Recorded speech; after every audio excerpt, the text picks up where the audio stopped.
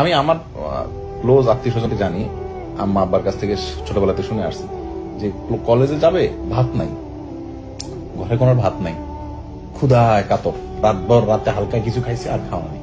তো পাশের বাসার চাচি ভাত রানছে, ভাতের মাটা ওটা আনছে, চাচি মাটা ফালাইয়ের না আমাদেরকে দিয়ে, ওইটা 2-3 ভাই মিলে ভাগযোগ করে খেয়ে কলেজে যেত।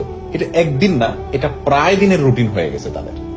তারা এক একজন এখন ঢাকায় এক একজন অনেক বড় বড় পর্যায়ে আছে। একজন আছে সচিব, একজন আছে সাংবাদিক, কিন্তু বেশ টপ লেভেলের সাংবাদিক, সিনিয়র। এবং এমন এমন পর্যায়ে তারা এখন চলে গেছে যে গ্রামের মানুষ তাদেরকে সারা বছরে একবার ভাগে পায় না, যে একবার আমাদের এলাকায় যাবে, এই টাইমটা তাদের হয় না। এই লেভেলের ব্যস্ততার পর্যায়ে তারা চলে গেছে, কিন্তু তারা কিন্তু ওইটা করেছে। আর যাদের ভাতের মার খেয়ে এরা মানুষ হয়েছে, ইন্টারেস্টিং বিষয় হলো তারা এখন না খায় মরতেছে।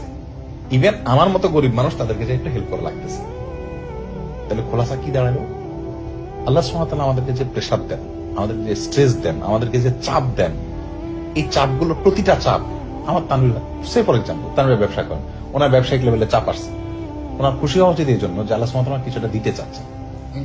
কি দিবেন সেটা ব্যবসায়ী দিবেন, নট নেসেসারি।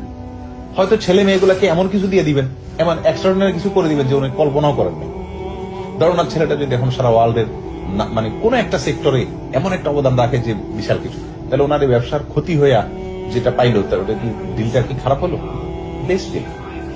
তো যাই হোক, আমাদের মানে ভাই এজ এ ডক্টর মনে করেন ক্যারিয়ার একটা বড় সমস্যা হইলো, তো আল্লাহ সুবহানাহু ওয়া তাআলা এর বিনিময়ে অন্য আর বেটা কিছু দিয়ে দিবেন ইনশাআল্লাহ।